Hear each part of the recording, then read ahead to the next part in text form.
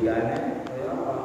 Taksi maksiat sira al-ilaha ing pangeran wa antara halal tawi sira iku tujuh percayaaken sira kudu ing demen maring Allah. Hadza tawi iku li amri maring usiane isun jare si Robi'ah bil qiyas ing dalem ukuran iku badhe aneh. Lawan lamun ana apa buka demene sira iku sodikon bener wong bener la atom maka yang ditaat sira ing Allah. Innal muhibba kuwi wong demen iman maring wong yuhi bukan demen sapa wong iku mutiun anu.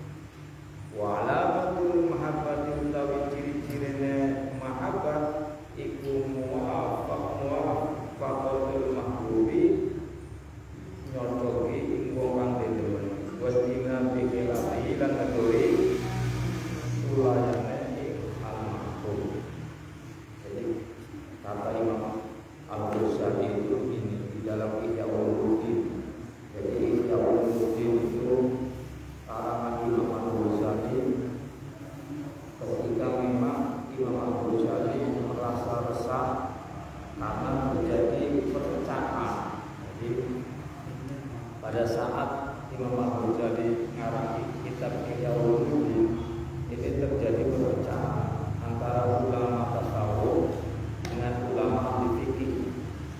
Ulama tasawuf menganggap bahwa ulama-ulama ahli fikih ulama ini adalah orang-orang yang memahami agama secara kulitnya saja. Sedangkan ulama fuqaha menuduh para ahli tasawuf itu adalah ulama-ulama yang masuk dalam kategori kafir. Kenapa? Karena ia hanya melihat batin, karena melihat zahir fisik. Ia hanya mengamalkan tasawuf tanpa mengamalkan hal-hal yang bersifat kewajiban secara fisik. Itu menurut ulama ahli fikih, sehingga terjadi perpecahan, saling membunuh. Dan maka Al-Ghazali pada saat itu menciptakan sebuah kitab namanya Ihya Ulumuddin yang di dalamnya menyatukan, memperpadukan antara ulama ahli fikih dan ulama ahli tasawuf. Akhirnya antara ulama ahli fikih dan ulama tasawuf itu menyatu dan perpecahan mulai menjadi reda. Itu salah satu kehebatan Imam Al-Ghazali bisa menyatukan antara dua ulama yang bertikai. Di dalam kitab Ihya Ulumuddin ini Al-Ghazali dijelaskan barang siapa yang mengaku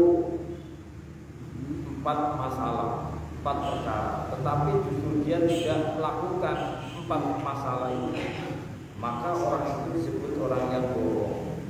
Pembohong maksudnya begitu.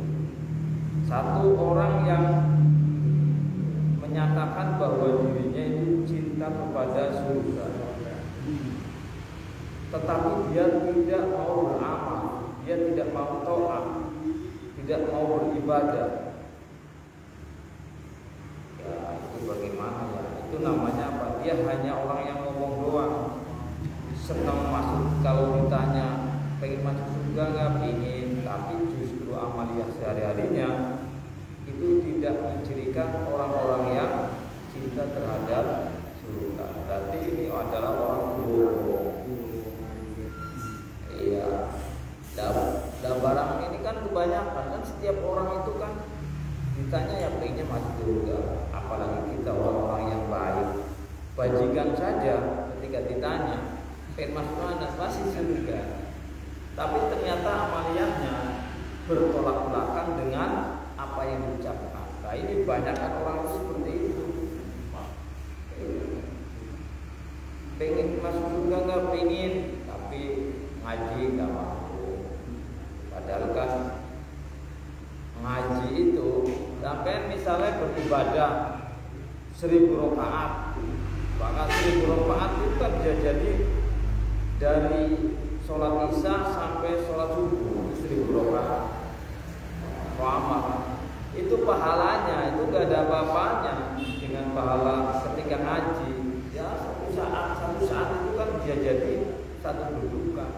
Ya jadi ya berapa menit, berapa puluh, bahkan nggak sampai sejam sudah terselesaikan. Cuma kan kadang-kadang mereka itu karena apa? Karena terpengaruh oleh hawa nafsunya. Ya, karena dianggap ya ini yang terbanyak nih orang dianggap hanya dengan sholat, puasa dia mudah masuk surga. Kebanyakan itu seperti itu. Padahal kita menyempurnakan ngaji itu untuk menyempurnakan sholat kita, puasa kita, ibadah kita. Itu pentingnya di situ. Jadi nanti kekurangan sholat kita itu dipenuhi oleh ngaji, ditambah. Jadi ngaji itu pentingnya di situ. Jadi orang itu kalau ngaji, misal melakukan kesalahan, itu juga dimana. Kenapa? Karena ia dalam proses belajar. Ngaji itu kan proses belajar. Karena tercatat sebagai orang yang dalam proses belajar, maka ia akan selalu dimaafkan. Makanya para ulama itu mewajibkan ngaji. Makanya kan ada hadisnya kan, thalabul ilmi fardhatun 'ala kulli muslimin. Kalau memang mengaku muslim ya setiap masih hidup, selagi masih hidup itu wajib ngaji. Wajib, jadi ngaji itu wajib. Dulu sholat atau yang wajib itu ngaji juga wajib. Jadi orang tiba. Wa man yad'u nabi. Kedua, ada orang yang mengaku cinta kepada Nabi, tetapi ia tidak cinta kepada ulama dan kepada orang fakir miskin. Justru ketika melihat orang miskin menghina, meremehkan, tidak suka dan sebagainya. Kenapa? Karena dianggap ini sih, kalau ada orang miskin main ke rumahnya dianggap mau pinjem. Iya. Jadi udah sekutu dulu, padahal belum tentu. Ini ya, jalan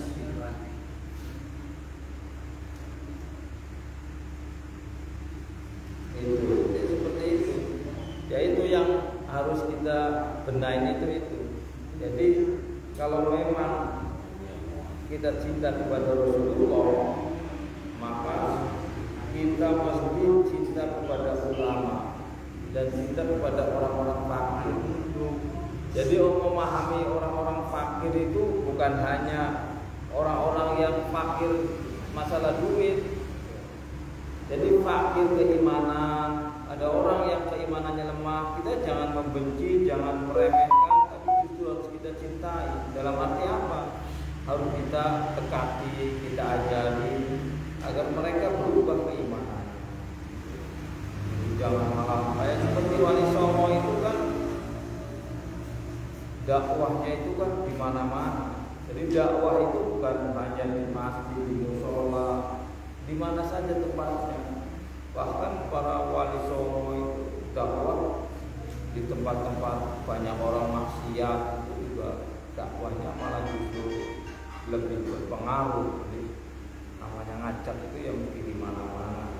Rasulullah dulu juga mengajak dakwah itu pada orang-orang yang memang belum berislam, pada orang-orang yang ingkar terhadap perintah-perintah Allah. Gitu. Bahwa kadzabu, jadi jangan sampai melihat orang lain itu terhina, apalagi melihat sesama muslim itu dianggap hina. Nah ini sangat berbahaya. Ini dalam ajaran tasawuf itu tidak diperbolehkan seperti itu.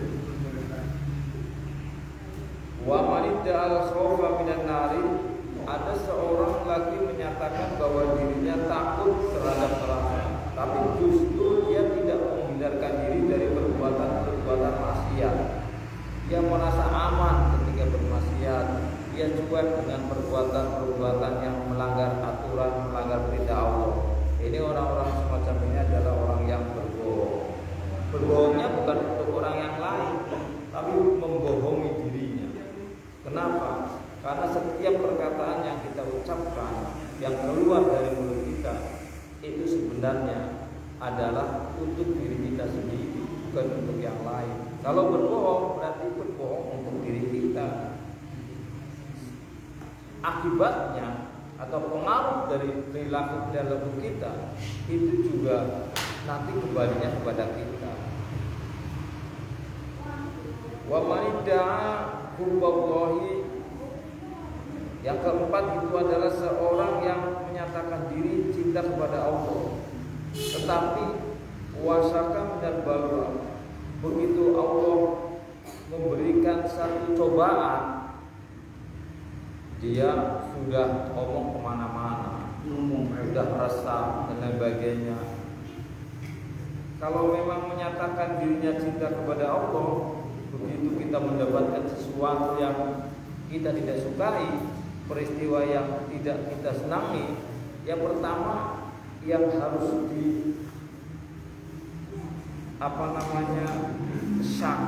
disaka atau diwajibkan, yang pertama ya kepada Allah. Malam-malam kita bangun, kemudian apa-apa yang terjadi pada diri kita yang tidak kita sukai, kita ungkapkan kepada Allah, kita sampaikan kepada Allah. Yaitu orang-orang yang cinta kepada Allah itu seperti itu. Bukan nanti ngomong kemana kemarin, ngomong ke orang lain, ke siapa saja, itu kan bukan penyelesaian. Itu hanya untuk menghilangkan rasa gundah dalam dirinya, tapi bukan solusi. Solusi yang terbaik itu adalah apa? Ya kita mendekatkan diri kepada Allah. Dengan mendekatkan diri kepada Allah, maka segala apapun yang terjadi pada diri kita, itu Allah jadikan hal yang terbaik untuk diri kita. Kalau Allah jadikan hal yang terbaik bagi diri kita, maka secara otomatis endingnya itu adalah sesuatu yang membahagiakan untuk diri kita. Intinya seperti itu. Makanya karena banyak kejadian orang-orang yang seperti itu mengucapkan 4 perkara tapi dia tidak melakukan hal-hal yang berbalik dari apa-apa yang diucapkan.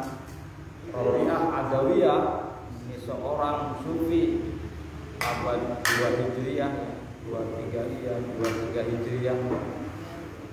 Ini seorang sufi besar perempuan yang menceritakan metodologi mahabbah, cinta kepada Allah. Dia menyebutkan dalam sebuah syairnya, ta'sil ilaha wa anta tudhiru habbah hadza li'amri fil qiyasi badi'.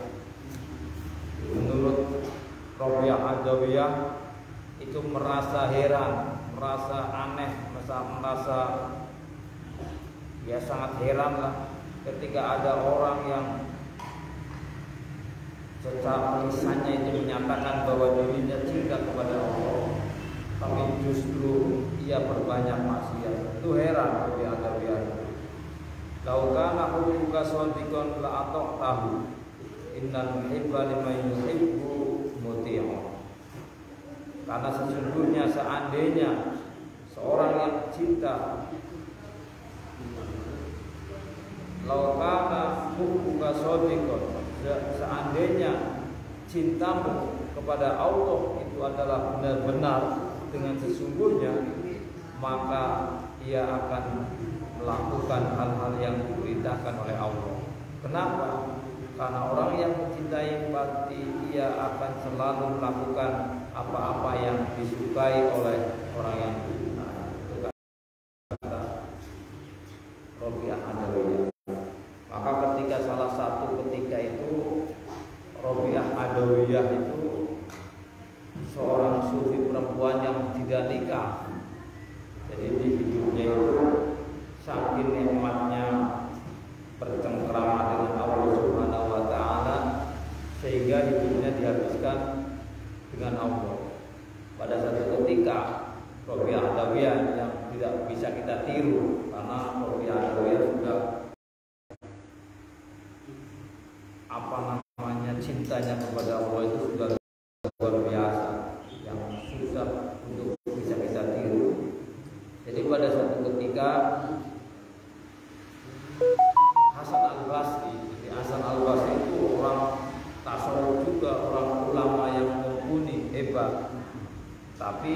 Hasan Al-Basri itu ulama yang masih ya seperti orang biasa lah, ya masih pengen punya anak, pengen nikah dan sebagainya. Pada satu ketika Hasan Al-Basri ini bertemu dengan Rabi'ah Adawiyah. Setelah bertemu dengan Rabi'ah Adawiyah, ternyata Hasan Al-Basri ini kepicu, setelah merasa suka, tertarik sama Rabi'ah Adawiyah. Tertariknya itu apanya? Itu karena memang Rabi'ah Adawiyah itu matanya itu dia begitu indah, jadi indahnya di matanya, hingga ketika orang melihat matanya pasti terpikat. Rabi'ah Adawiyah.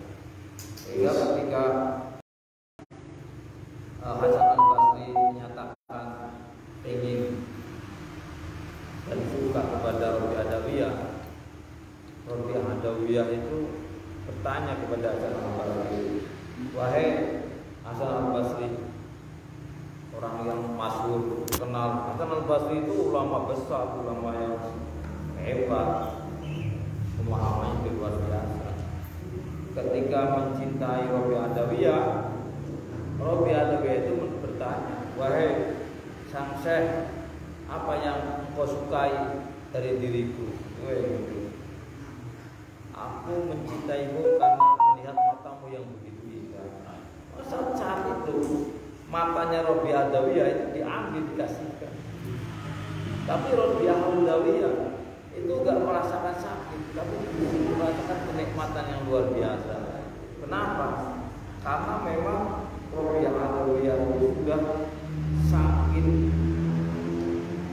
asiknya bercengkrama dengan Allah, sehingga itu lupa dengan diri. Makanya itu kan, jadi saking khusyuknya Rabi'ah Adawiyah itu dengan Allah, sehingga apa, ia lupa dengan diri. Apapun yang terjadi pada dirinya itu tidak terasa. Tapi ternyata setelah diteliti, zaman sekarang itu kan zaman canggih, ternyata ini secara ilmiah ya, saintifik, ketika orang itu khusyuk hanya yang memikirkan Allah Subhanahu wa Ta'ala, maka badan fisiknya ini memproduksi hormon melatonin. Jadi hormon melatonin ini kalau banyak terproduksi dalam diri kita, maka kekuatannya 200 kali lipat daripada obat bius. Sehingga wajar saja ketika Rabi'ah Adawiyah mencabut matanya diberikan kepada Hasan Al-Basri itu juga terasa. Kenapa? Karena memang tubuhnya itu memproduksi hormon melatonin, hormon yang menjadikan tidak akan terasa sakit.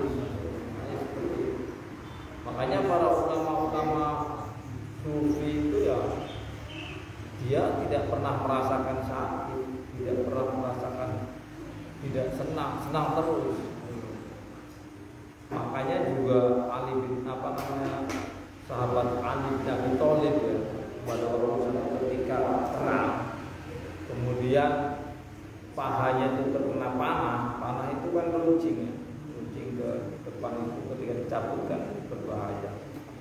Ketika itu kemudian Rasul datang, Rasul cuma untuk suruh sholat, ya Ali, sholli rakaataini, sholatlah kau 2 rakaat. Begitu Ali sholat, Rasulullah menyuruh sahabat untuk mencabut panah itu. Tapi ternyata itu sahabat Ali itu nggak terasa. Kenapa? Karena sahabat Ali lagi asiknya bercengkrama dengan Allah. Dia lagi asiknya sholat khusyuk, dia nggak terasa. Tubuhnya itu memproduksi hormon melatonin, sehingga apa? Ya nggak terasa. Tahu-tahu begitu salat, Ali mencari, loh mana panahnya? Nggak ada, dicabut. Jadi pentingnya khusyuk itu begitu. Makanya ya minimal kita hidup kali bisa khusyuk lah. Karena bagaimanapun khusyuk itu penting. Ya khusyuk itu ya bisa dilakukan oleh orang-orang yang mendalami dunia tasawuf. Karena memang khusyuk itu kan amalan hati. Khusyuk itu bukan amalan hati. Karena amalan hati ini adanya di dunia tasawuf. Insya Allah nanti satu saat meskipun kelihatannya kita yang ngaji, kita mukasyafatul qulub itu enggak terasa, boleh jadi satu saat kita akan merasakan kekhusyuan ketika zikir atau ketika sholat atau ketika kita sedang makan. Jadi kekhusyuan itu muncul seketika. Kapan saja itu akan muncul dalam diri kita. Kayak para wali, para orang-orang soleh itu banyak yang menemukan Allah itu dalam keadaan dia lagi jalan, ada yang lagi makan, ada yang lagi tidur, banyak semuanya. Lain pokoknya berbagai macam cara Allah memberikan pada hambanya yang benar-benar khusyuk, yang benar-benar mencari mendekatkan diri kepada Allah itu dengan cara apa? Berbeda-beda. Dan setiap orang tidak akan sama. Terserah Allah yang akan memberikan. Ya kadang-kadang juga ada yang bertahun-tahun untuk salik ya, orang yang mencari Tuhan, mencari Allah, orang-orang tasawuf yang udah lama ya tidak bertemu-temu ya ada banyak. Karena itu memang dari Allah Subhanahu wa Ta'ala. Jadi itu adalah merupakan anugerah yang tidak bisa kita minta. Ya kayak kehidupan ini aja lah. Setiap orang kan hidupnya kan berbeda-beda. Ada yang seperti ini, ada yang seperti itu. Ada orang si A, ia akan merasa nikmat, merasa bahagia ketika apa yang ia cintai itu terwujud. Ada orang yang hidupnya itu hanya untuk mencari jabatan. Kenapa? Karena dia merasa bahwa jabatan ini adalah hal yang paling mulia untuk dirinya. Ada yang seperti itu. Oh, itu makanya orang-orang yang cinta jabatan ini akan selalu mencari jabatan. Lainnya itu ada orang lagi yang perjalanan hidupnya itu dengan kekayaan, rupanya itu dengan kekayaan. Ada yang perjalanan hidupnya itu adalah karena perempuan, ada kawin lagi, cerai kawin ada. Kira kenikmatan itu ada di perempuan, ada di kekayaan, ada di jabatan. Dikira seperti itu, sehingga apapun dia akan lakukan. Dan perjalanannya berbeda-beda, tidak akan sama. Ada orang justru merasa nikmat ketika dia menginginkan sesuatu, kemudian sesuatunya itu tidak ditemukan. Itu ada juga yang seperti itu, macam-macam lah namanya orang. Perjalanan hidup manusia dia berbeda-beda. Nah, satu ketika begini. Jadi makanya kita harus coba menilik diri kita sendiri, apa yang kita sukai itu apa, itu aja. Dan kita teliti apakah ini karena nafsu atau justru karena memang niat tulus. Itu harus diteliti seperti itu. Sehingga apa? Sehingga perjalanan hidup kita itu tidak sia-sia. Ya, karena kalau fisik kita dengan berlalunya waktu, berlalunya zaman itu akan menjadi semakin sempurna. Dari bayi menjadi balita, menjadi remaja, terus menjadi dewasa, tua, mati. Dengan sendirinya tanpa usaha dia akan seperti itu. Beda dengan jiwa. Kalau jiwa meskipun umurnya sudah 60 tahun, 70 tahun, tapi banyak di antara kita itu yang jiwanya itu masih kecil, masih anak-anak. Kenapa? Karena penggunaan jiwa itu harus dilatih atau harus belajar. Tanpa belajar tidak akan belajar, tidak akan bisa sampai ke situ. Banyak anak-anak orang-orang masih anak atau muda, masih remaja, Kayak Imam Syafi'i umur 9 tahun itu jiwanya itu sudah sempurna. Kenapa? Karena belajar terus. Tapi ada juga orang yang umur 70 tahun jiwanya masih anak-anak, masih wanita. Kenapa? Karena dia tidak berusaha untuk menyempurnakan jiwanya.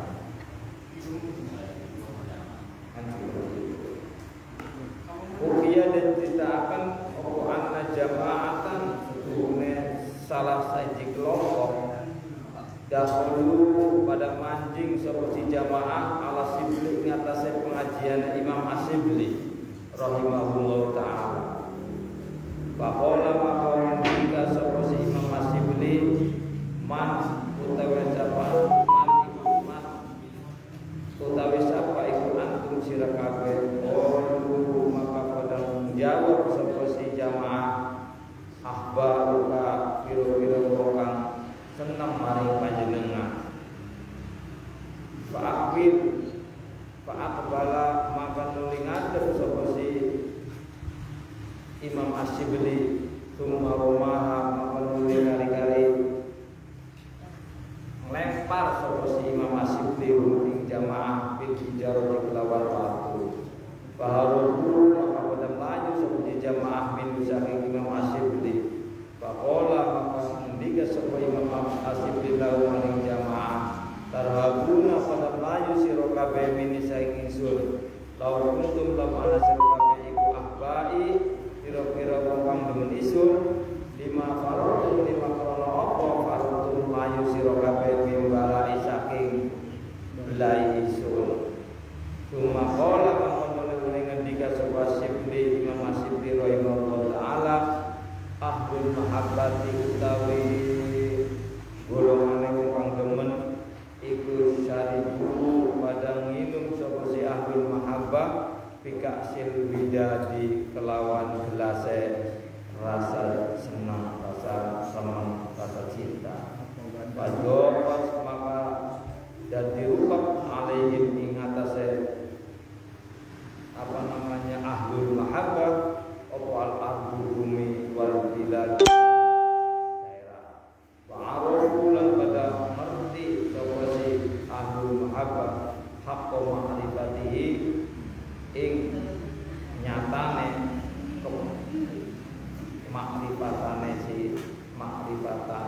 makrifate si Asy-Syibli wa ta'ala pada sinna Allah ya bima haqqo ma'rifatihi ing hakikate ma'rifate Allah awi Allah wa ta'ala pada sirna sapa si jamaah fi azamati ing dalem kagungane Allah wa tahayyarulan pada bingung sapa si jamaah fi qudrati dalam kekuasaane Allah wa syaribulan pada minum sapa si ahli mahabbah dikasih budihi lawan rasa cinta maring Allah teman maring Allah wa Allah bulan pada kerem seperti ahli mahabbah di bahri ansihi ing dalam segala rinduwe maring Allah wa ta'ala datulan pada masjid seperti ahli mahabbah dimina jadi kelawan ngijen-ngijeni Allah cuma angsa dan mengenai nyanyi seperti siwon seperti Asy-Syibli dzikr mahabbati ya maulaya asduni wa ra'aitu mahabban wa sakron dzikr mahabbati utawi elingi wong kang demen ya maulaya wa tuan kula bendara kula asduni mabok mabok soposi wong ni ingsun wahal etalah anak tok ningali sira maaf muhibban kurang demen wa sakona ale orang mau. Jadi begini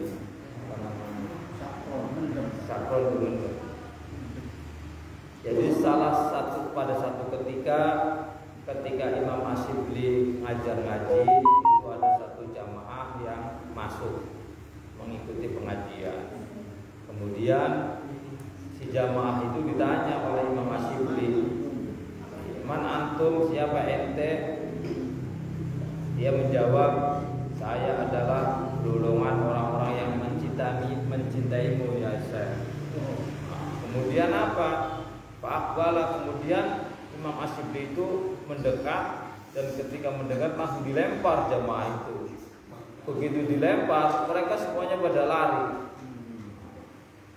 Karena pada lari, maka Imam Asyibli itu bertanya, bagaimana mungkin orang yang cinta kepadaku kemudian aku berikan musibah kepadanya, mereka pada lari. Jadi dipertanyakan cintanya. Nah, ini sebenarnya gambaran Asyibli ini adalah sebagai gambaran bahwa banyak orang yang menyatakan bahwa dirinya cinta kepada Allah, tapi ketika terkena musibah, terkena sesuatu yang memang tidak dia sukai, itu dia pengennya lari dari kenyataan. Itu banyak. Kalau sudah lari dari kenyataan, dia tidak menerima. Padahal ketika kita berusaha untuk menerima apapun yang terjadi dalam diri kita dengan berupaya untuk menyelesaikan apa yang hal-hal yang tidak kita sukai, itu adalah merupakan hal yang terbaik.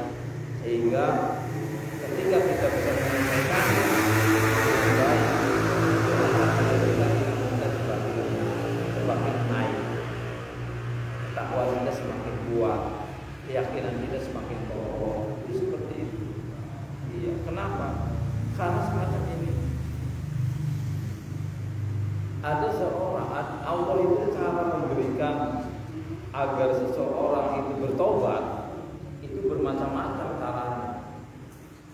Ada yang hanya dengan cara disentil sekali ia sudah merasakan bahwa dirinya mesti harus sadar dengan perilaku yang ia lakukan.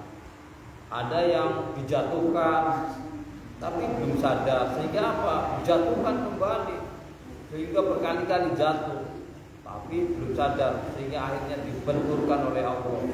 Begitu dibenturkan pada satu peristiwa yang luar biasa, yang seakan-akan dia tidak sanggup, baru mereka bersadar. Ada yang seperti itu. Maka sebelum disadarkan oleh Allah, ayo kita bareng-bareng untuk menyadarkan diri.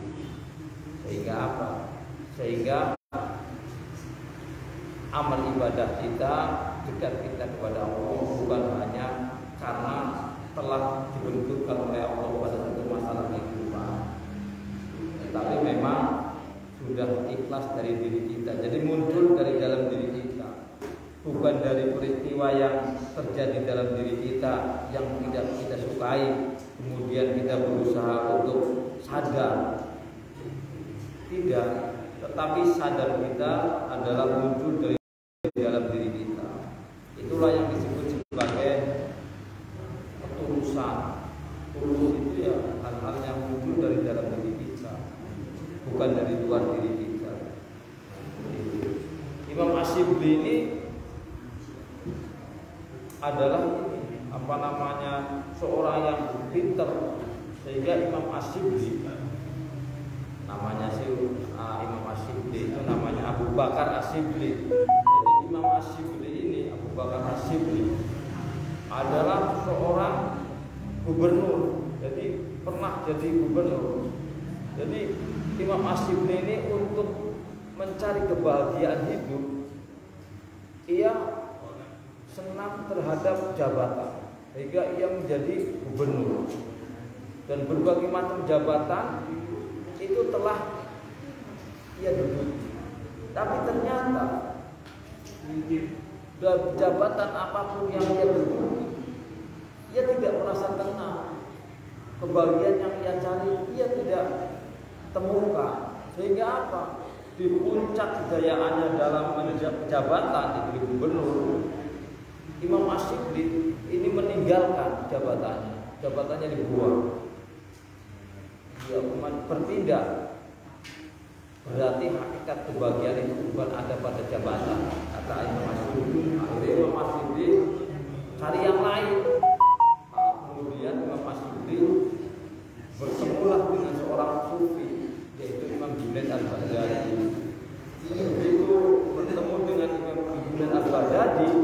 karena memang Imam Asy'ibli ini adalah dulunya adalah konglomerat, dulunya itu adalah seorang gubernur, dan tahu persis sebelum cerita kepada Imam Junaid al-Baghdadi. Imam Junaid al-Baghdadi itu kan ulama tasawuf yang ajaran-ajarannya itu dipegang oleh Ahli Sunnah wal Jamaah. Jadi Ahli Sunnah wal Jamaah itu kalau fikih mengikuti 4 mazhab, Imam Hanafi, Imam Hambali, Imam Maliki, Imam Syafi'i. Kalau tasawuf itu mengikuti Imam Junaid al-Baghdadi dengan Imam Al-Ghazali. Kalau di bidang akidah mengikuti Imam Asy'ari dan Imam Al-Maturidi. Itu ciri-ciri orang Ahli Sunnah wal Jamaah. Imam Junaid al-Baghdadi yang hidupnya pada abad 3 Hijriah ini punya murid yaitu namanya Imam Asy'ibli. Begitu Imam Asy'ibli ini menjadi muridnya Imam Junaid al-Baghdadi, pertama kali yang disuruh apa? Imam Asy'ibli itu disuruh jualan. Tadinya dia seorang raja, seorang gubernur, disuruh jualan. Selama setahun itu jualan. Jualannya apa? Jualan belerang, sesuatu yang enggak, ya orang yang jarang butuh. Keuntungannya buat apa? Keuntungannya disetorkan ke Imam Junaid al-Baghdadi. Jadi dia enggak ambil keuntungan. Setelah setahun ternyata belum berhasil. Disuruh apa? Disuruh ngemis sama Imam Junaid al-Baghdadi. Itu kebanyakan hati. Maksudnya karena dia masih punya jiwa sombong. Orang kalau ngemis kan orang nggak mungkin dia punya jiwa sombong. Karena kan orang ngemis itu lihat sendiri. Ucapannya saja pengennya supaya orang lain itu merasa iba. Beda salamnya orang ngemis dengan orang biasa. Orang ngemis itu kan biasa, salamnya juga beda. Yang orang supaya iba lah. Setelah setahun baru dia egonya itu runtuh. Begitu egonya runtuh, baru dikasih ajaran-ajaran tasawuf oleh Imam Junaid al-Baghdadi. Sehingga akhirnya Imam Asy'ibli meskipun hidup pada abad 3 Hijriah, sekarang itu kan abad 15 Hijriah. Berarti kan sudah 1200 tahun yang lalu. Tapi sampai sekarang itu masih dikenal. Di dalam kitab-kitab banyak Abu Bakar Asy'ibli. Bahkan yang menciptakan tembang lolo ati kan, tabaati itu Abu Bakar Asy'ibli.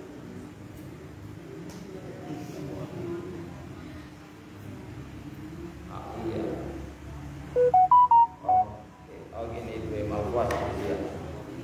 Jadi Imam Asy'ibli itu jadi seorang gubernur yang kemudian dia ikut tarekat, akhirnya dia menjadi seorang tasawuf dan seluruh hartanya itu diberikan kepada keluarganya.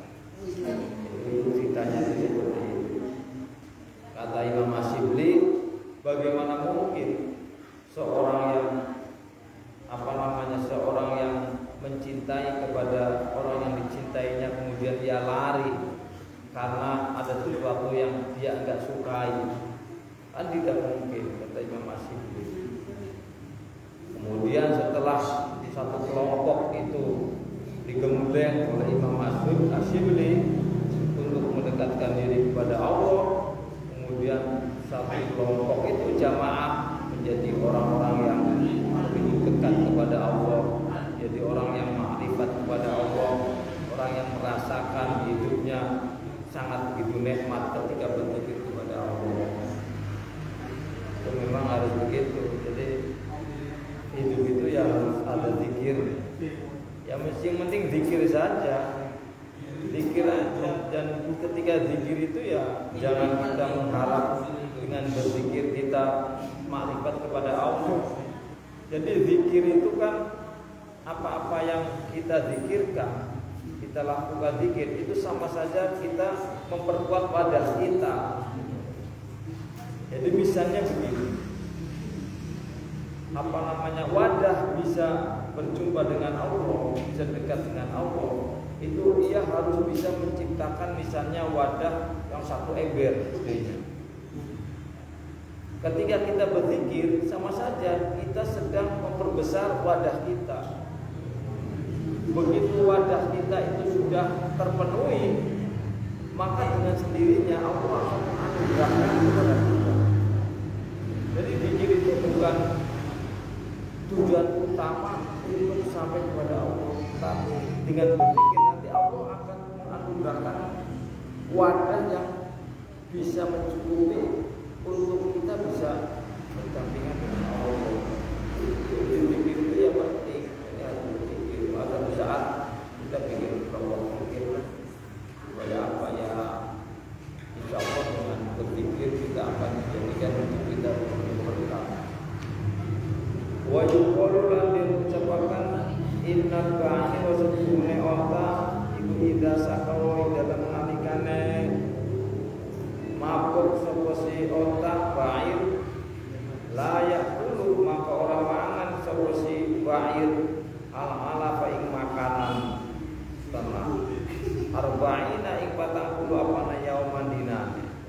Ini dicontohkan onta ketika senang pada yang lain itu dia meninggalkan makan selama 40 hari. Walau hamila senajan gawa alaihi ngatasé ba'ir onta ada afuma piro-piro tumpukan barang yang kang gawa sapa ba'ir lah mau ing tunggangane si ba'ir. Sekalipun onta itu membawa barang-barang yang begitu banyak, begitu berat, ketika dia sedang merasa dimabuk dengan kesukaannya, ia lupa dengan bawa barang-barang itu. Karena sesungguhnya kelakuan itu indah aja, di dalam menalikannya merasa bergetar dahsyat. Opo kolbu atine si ba'ir maing barang dukiro kang den tutur opo mahlubu perkara kang den demeni si ba'ir wala yuhib ulan ora demen sapa si ba'ir ala fa ing makanan wala yahyan lan ora merasa lelah sapa si ba'ir minal hamdi saking gawa saking kang abot liyastiyaqihi karena brontone si ba'ir ila mahbubihi maring wong didemeni ba'ir gitu. Jadi contohnya itu onta saja ketika suka kepada sesuatu yang ia inginkan itu akan lupa segala-galanya, bahkan ia meninggalkan makan selama 40 hari. Meskipun onta itu sedang membawa barang-barang yang begitu berat, ia tidak merasakan beratnya. Kenapa? Karena ia sedang rindu kepada sesuatu yang ia sukai. Faidah kana maka dalam nalikane anak iku min saknil ibili saking tingkai onta apa antar dan ninggal sapa si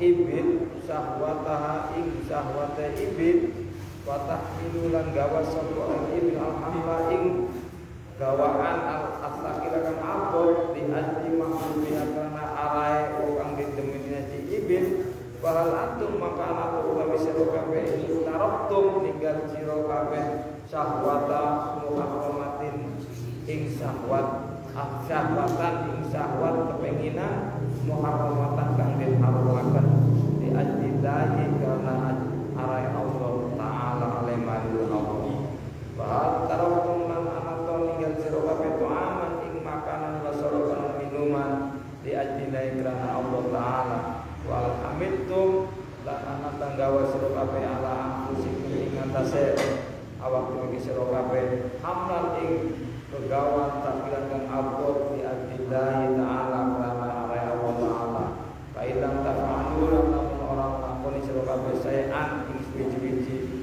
minal khairat saking pira-pira perkara kang bagus mimma saking barang tukirat kang den tutur al khairat fada'wakum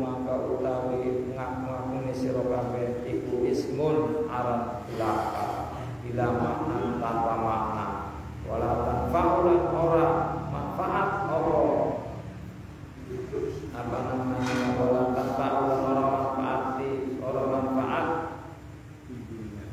di dunia ing dalam wala tanfa'u orang manfaat di sira di dunia ing dalam sira ing dalam dunia wala fitu wala dalam akhirat wala indal khalqi ora ing dalam sandinge makhluk wala indal khaliq ora ing dalam sandinge pangeran. Jadi begitu. Jadi contoh Imam Asy'ari ini menyontohkan onta saja ketika demen pada sesuatu yang ia ingin miliki, maka ia meninggalkan, dia tidak akan merasakan bawaan berat yang sedang ia bawa. Ia begitu gotoh, begitu mencintai sehingga ia lupa segala-galanya. Bagaimana mungkin ketika seorang yang menyatakan diri cinta kepada Allah, kemudian ia masih tetap mengikuti syahwatnya, mengikuti keinginan-keinginannya. Bagaimana mungkin? Justru orang-orang yang mencintai Allah, ia akan meninggalkan makanan, minuman, makanan yang diharamkan, minuman yang diharamkan karena tujuan Allah Subhanahu wa taala.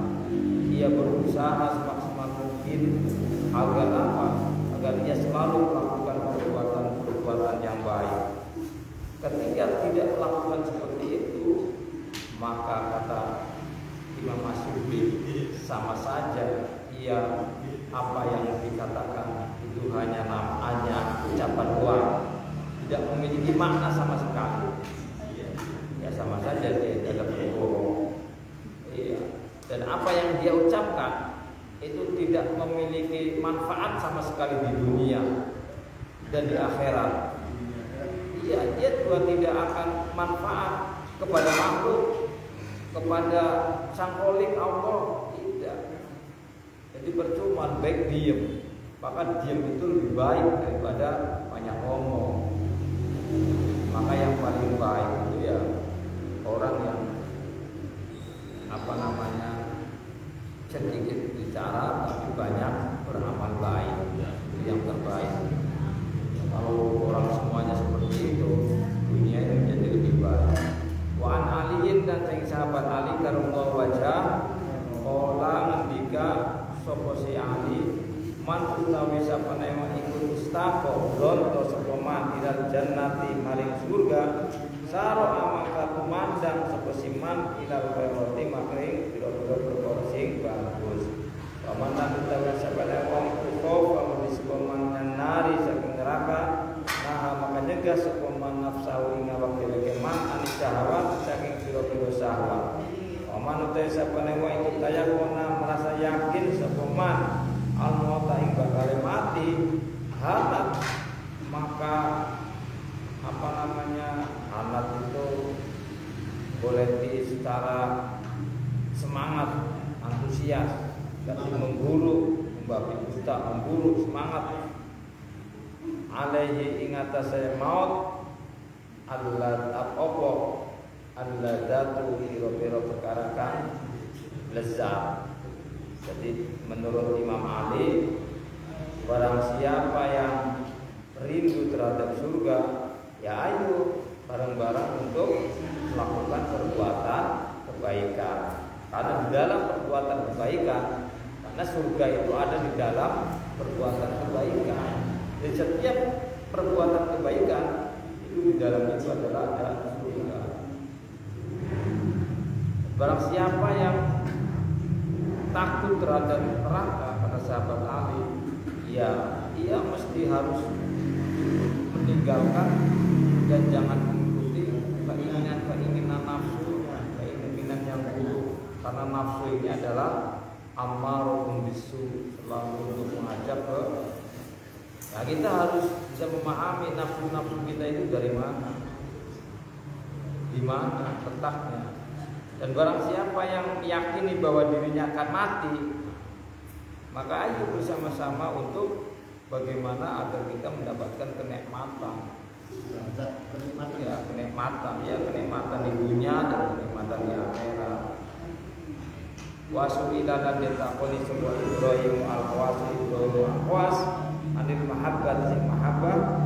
Wa qala maka jawab sapa si Imam Ibrahim al-Qawas huwa mahmul irodati nilangaken pira-pira kehendak wa ikhraku jami isifati lan bakat sakabehane pira-pira atribut sifat ya sifat apa namanya pengen dianggap pengen dihormati wong, pengen dianggap wong sugih, pengen dianggap wong pinter, dianggap wong baik, sebagainya itu dihilangkan.